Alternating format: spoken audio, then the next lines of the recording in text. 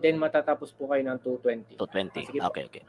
Sige po. So ang unang tanong ko po sa inyo, sabi niyo kanina na hindi po ninyo ikini-claim na kayo po yung totoong iglesyang itinatag ni Kristo. Pero kini-claim ninyo na naging totoo po kayo nang dahil associated po kayo sa iglesyang itinatag ni Kristo. Totoo po ba po ito? Yes. Okay. So kung totoo po ito, associated po kayo sa totoong iglesyang itinatag ng Panginoon Kristo, sino po ang tumanggap po sa inyo para maging associated po kayo sa iglesyang itinatag ng Panginoon Kristo?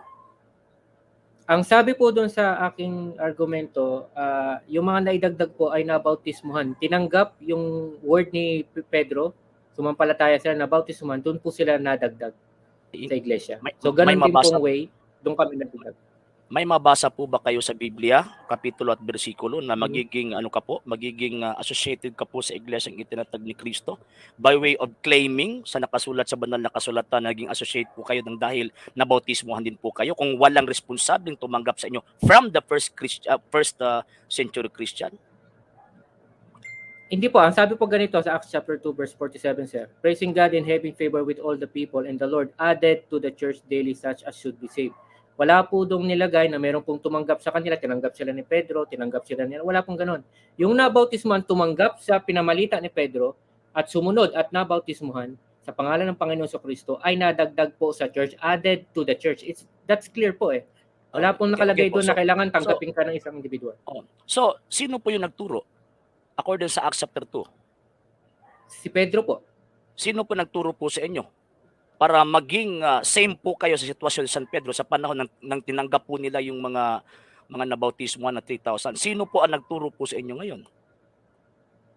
Tao po ang nagturo sa akin, hindi ko po maalala kung sino yung nagturo sa akin. Tao po ang nagturo at yung tinuro niya, yung Acts 2:38.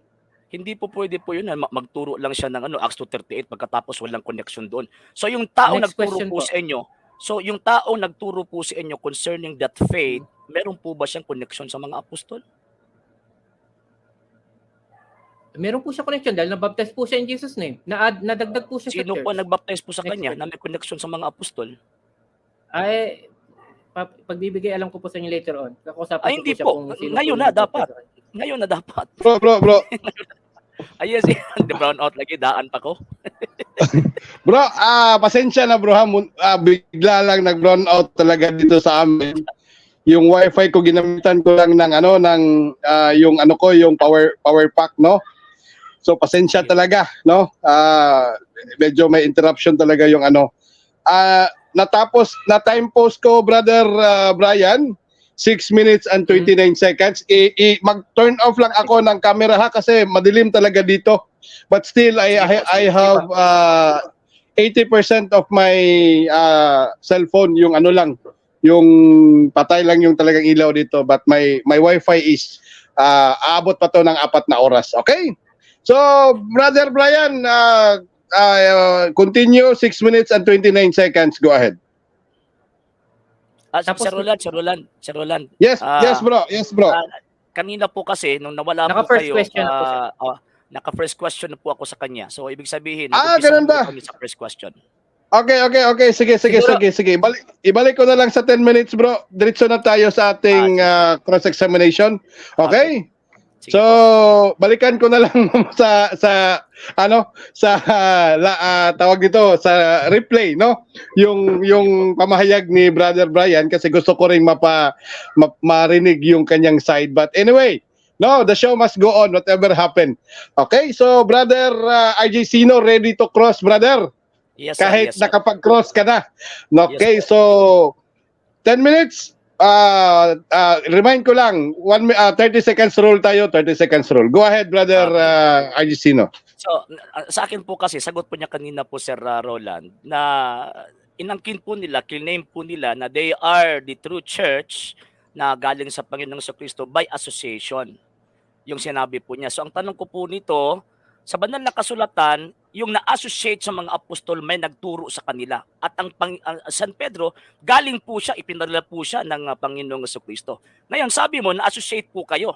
Pagkatapos tinuruan po kayo ng pastor po ninyo. So ang tanong ko po ngayon, sino po ba ang nagpadala ng pastor po ninyo para makonect po natin doon sa mga apostol? 30 seconds, go ahead. Yung pag-taking part po namin ng church is through baptism po in Jesus' Objection, name. Mr. So kapag Moderator. kasi Objection, sandali. Moderator's time. Brother Brian, may katanungan na sino.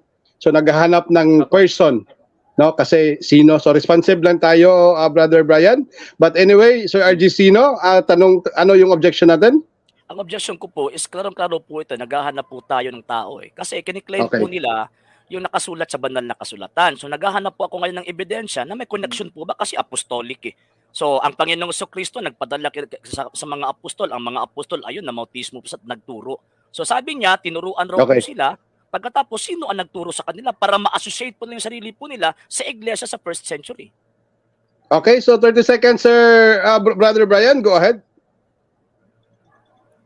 Objection din po ako doon. I counter objection, go ahead. Counter objection. Kasi yung question, yung tanong niya po, it assumes kasi na may kailangan ng tao para ma-associate ka. Kapag kasi sinagot ko 'yon, indirectly nag-a-agree ako sa kanya.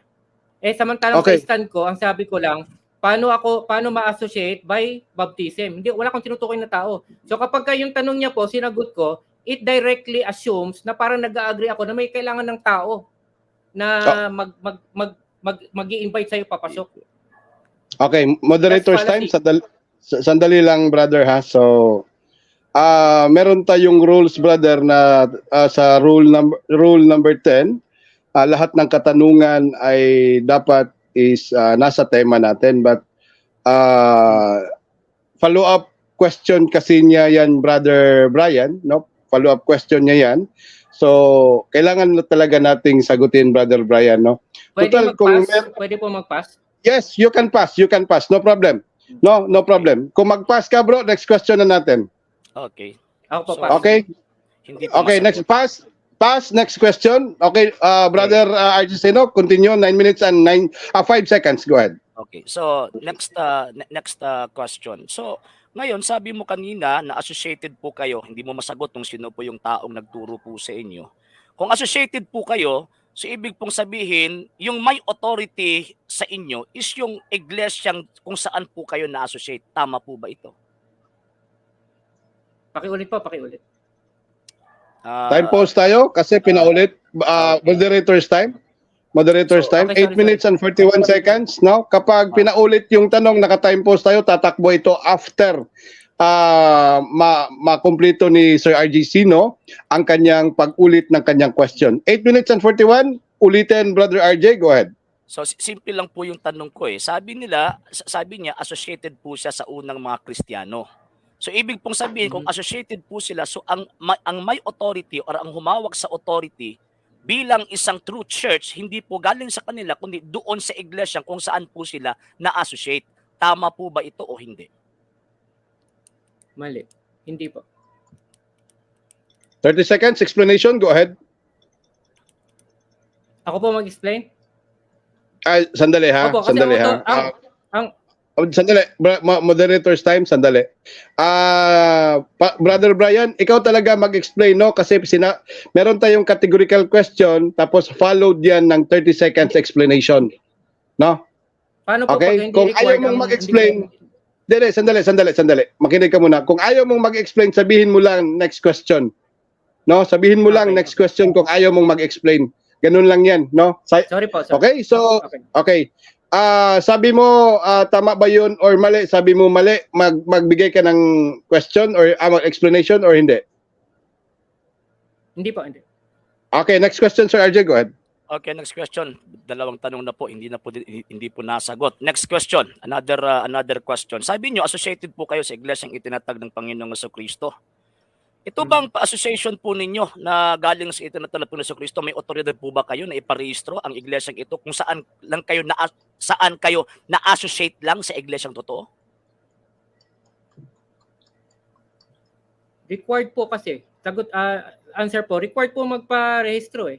Objection, Mr. Moderator. Ang tanong ko po nito is meron po ba siyang authority na yung iglesia kung saan lang po siya na-associate bilang member lang po sila, pagkatapos ipinarehistro po niya yung buong iglesia kumbaga. May Okay. authority po ba kayo? Okay, categorical, Brother Brian, may authority ba kayo or wala? Pass ako dyan, pass. Pass. Okay, next question. According sa batas, sa itong tinatawag na, kasi ang sa topic po natin is about the about the Church of the Apostolic Truth that registered in the Philippine government. Mhm. Naparehistro po itong iglesia po ninyo under sa batas Republic Act 11232. Pwede niyo po bang isabi dito sa mga nanonood po sa atin pong programa ang section 5 sa article Republic Act 11232 patungkol po sa incorporators. Pass ako, Pwede niyo po pass. bang sabi? Hindi po. Okay, sabi sa article section 5 sa article 11232 na yung mga incorporators sila po yung mga originators and founders. Totoo po ba ito? Ay, hindi. Hindi totoo. Hindi po totoo? Sino ang masutuo sa inyo? Ikaw o ang gobyerno ng Pilipinas? Sinasagot ko po yung base sa akin. Sa inyo lang po. Yung po ang hindi sa interpretasyon gobyerno ng nila doon. Pilipinas. So ibig sabihin, kinokontra na po ninyo yung batas ng Pilipinas Hindi, kung saan hindi kayo po, nagparehistro. hindi ko pinakontra. Hindi ko pinakontra. Kung hindi po nyo kinokontra, so tama po yung sinabi ng Batas Pilipinas na ang mga incorporators kung saan sino po yung nagpaparehistro, sila po yung founders ng corporation na ipinarehistro po nila sa Batas ng Pilipinas. Tama po ba? Yun po ang interpretasyon nila doon. Ay, hindi Kung po. sino yung nagpa-rehistro, Objection, Mr. sila po yung Moderator. Okay, objection, go ahead. Mr. Moderator, we are talking here about facts. We are talking here about the law. Bakit po? Okay. Kasi nandyan po kasi sa topic po namin na registered po ito sa Philippine government, particularly sa Securities and Exchange Commission. So ngayon, siyempre, under po ito ng batas. And siyempre, alam ko po na itong si Pastor Badaw is alam po niya na kung ano po yung batas nandoon kasi hindi po niya maparehistro kung hindi po niya alam yung batas na nandoon. Okay, moderator's time. Repeat your question, Brother RG Sino, kung para ipasagot natin kaya baka merong categorical. Go ahead. Ang categorical question ko po, sabi sa section 5 ng article Republic Act 11232 concerning the registration of the corporation, kasayin na po dyan yung tinatawag mga sekta, mga religions. Totoo po ba ang sinabi ng batas ng Pilipinas na kung sino po yung nagparehistro, siya po yung founder at originator ng iglesia ang kanyang ipinarehistro? Tama po ba? Categorical, totoo ba? Go ahead. Based sa perspective ng law, yes, tama. Tama po ba? Di ba ayon sa banal na kasulatan, kung ano po yung sinabi ng batas ng tao, di ba ginamit po ito sila ng Diyos para iparaping sa atin kung ano ang kagustuhan po ng Diyos? Tama po ba ito? According sa Romans. Pakiulit po yung tanong. Next question. Di ba- Pakiulit po yung tanong, sir. Simple lang tanong ko eh. So ang batas ng Pilipinas, sabi mo sa kanilang perspective lang po 'yan, sabi mo. Pero according sa Okay. Biblia, according sa katuruan ng mga apostol, 'di ba klarong-klaro po 'yan na kung sino po yung namamahala sa gobyerno, sila po yung nagsasalita sa pagbibigay ng order, pagbibigay ng mga batas sa gobyerno bilang isang nakasunod po sila kung ano po yung sinabi ng Panginoong Diyos. Tama po ba ito? Tama. Kalooban po ba ng Diyos ng sinabi Moderator's time. Bro RG Sino, mayroon siyang 30 seconds Sige. qualification. Brother Brian, kung ayaw mong magbigay ng explanation mo for 30 seconds after categorical answer, sabihin mo na lang next question ha. Para kasi meron Okay. kasi tayong rule, no? So, magbigay ka ng 30 seconds explanation, Sir Brian? Wala na po. Sige po. I-explain ko Magbigay lang. ka? Explain. Sige, 30 seconds. Go ahead. Hindi po natin nilalabag yung batas. No? Sinasabi ko lang po sa kanilang perspective, no, yung nagparehistro, sila yung nag-establish, sila yung founder. Okay? Agree ako doon based on their perspective. Hindi po ako sumusuway doon sa batas na yun, no? Yun po. Hindi yun yung tanong ko eh. Pastor ba daw? Hindi yung tanong ko eh. So, ang tanong ko simpleng-simple lang eh. Ayon sa batas, ang incorporator sila po yung tinatawag na founder. And ayon din po sa banal na kasulatan na turo din po ng mga apostol, di ba sabi nyo kanina, bawal baguhin kung ano po yung katuruan. Turo din po ng mga apostol kung sino po yung namamahala sa gobyerno, ang Diyos rin po mismo. may kalooban na Tama. sila po yung mamamahala at sila po yung may sabi. So sumasang-ayon ka ba na sumasang-ayon po ang Diyos, katuruan po ng Diyos mismo na itinuro sa mga apostol, na ang sinabi ng gobyerno ay tama concerning sa kanilang pamamalakad sa gobyerno? Tama po ba? Opo, tama. Tama po ba ang sinabi ng 30 gobyerno? seconds. Sir RJ, sandali. 30 seconds. Brother Brian, 30 seconds. Go ahead. Ano na, next question. Sorry. Okay. Tama Go po ahead, ba Sir ang sinabi RJ. ng gobyerno? Tama po ba ang sinabi ng gobyerno at kalooban din po ito ng Diyos na ang nagparehistro according sa Section 5 Article 11232 na ang nagparehistro siya po yung founder? Totoo po ba ito? Hindi po totoo. 30 seconds. Go ahead. Opo. Kasi po ang sinasabi doon sa verse na hindi naman niya kino-quote, sinasabi lang niya, sabi ng Panginoon, sabi ng ganon, ay patungkol po sa pagsunod sa batas. No? Opo. Kapag meron po silang pinapatupad, dapat gagawin mo. Hindi ko po nilalabag yun. Yun po yung paliwanag ko kanina. Wala po ako nilalabag doon. Sinasabi ko lang sa kanilang perspective, tama po yun. Pero hindi ko po yun nilalabag. Okay? Nagko-quote siya ng talata na hindi niya kino-quote kung ano yung verse. Okay, next yung question. Next question. Moderator. Objection, go ahead. Sinabi ko po kayo na chapter 13 eh. Chapter 13, yung namamahala, kalooban po ito ng Diyos kung sino po yung namamahala. And sumasang-ayon ka sa first premise ko.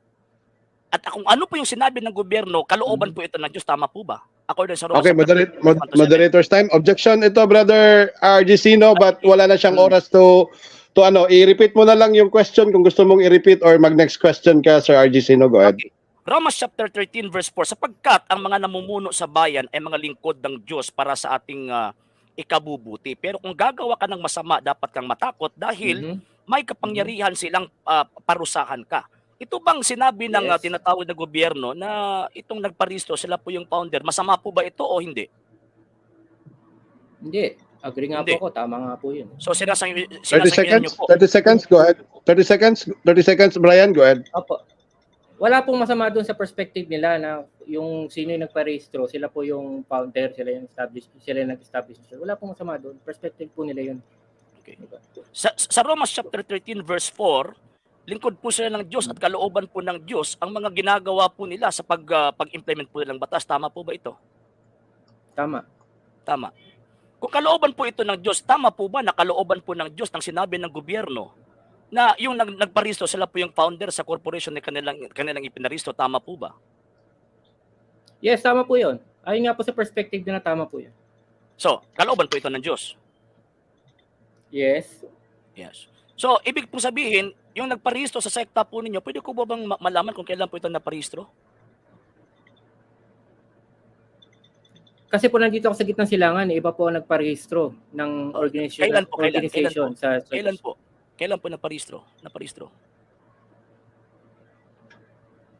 Kung di ako 2019 ganyan, 2019. 2019, bago pa po. 2019, 2018.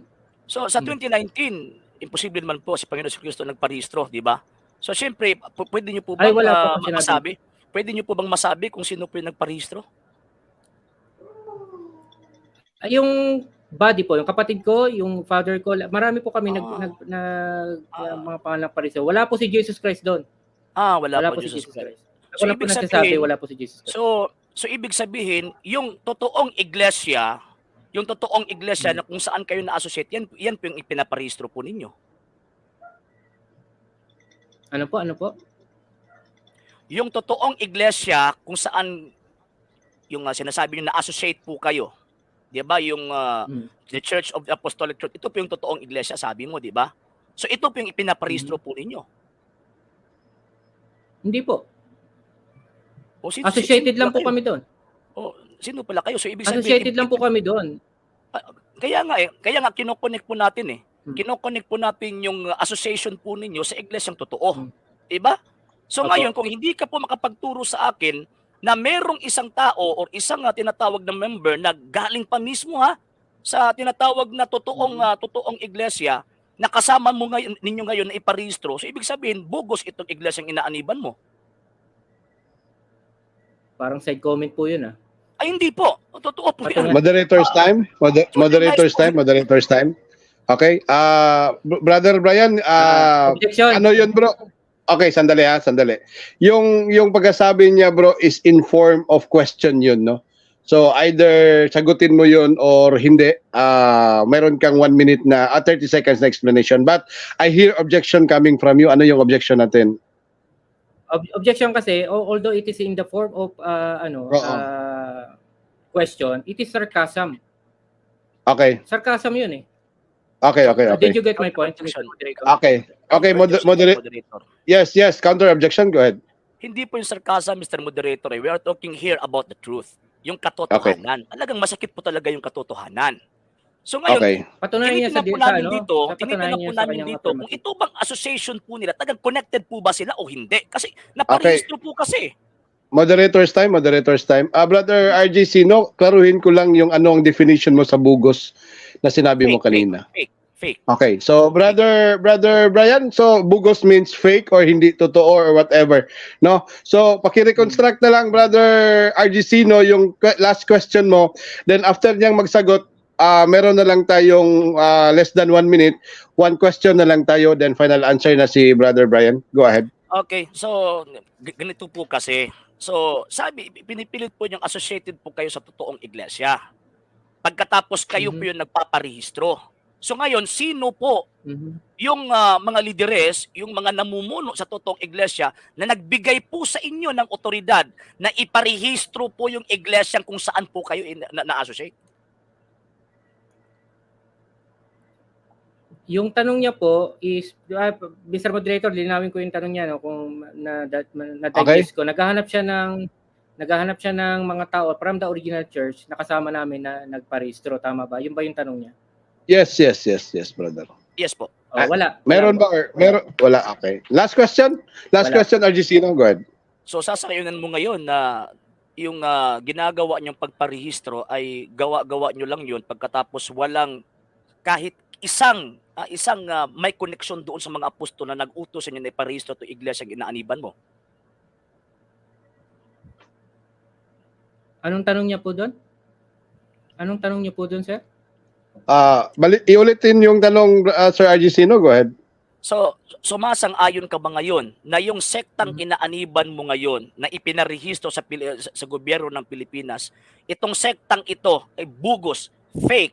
Bakit? Kasi wala pong kahit ni isang tinatawag na galing sa totoong iglesia na nag-utos sa inyo para iparehistro ito. Tama po ba? Hindi po kami fake. Kasi po, paliwanag, naghahanap siya ng original na kasama doon. No? Matagal na, 2,000 years ago na po yun eh. At pinatunayan ko po dito sa aking argumento na para maging part ka ng church, kailangan na bautismuhan ka sa pangalan ng Panginoon Kristo. So even though wala kaming kasama sa original na tinatag doon, kami po ay part ng original church because based doon sa binasa ko kung paano po mapabilang doon ay kailangan mabautismuhan ka sa pangalan ng ating Panginoong Kristo. Okay, so maraming salamat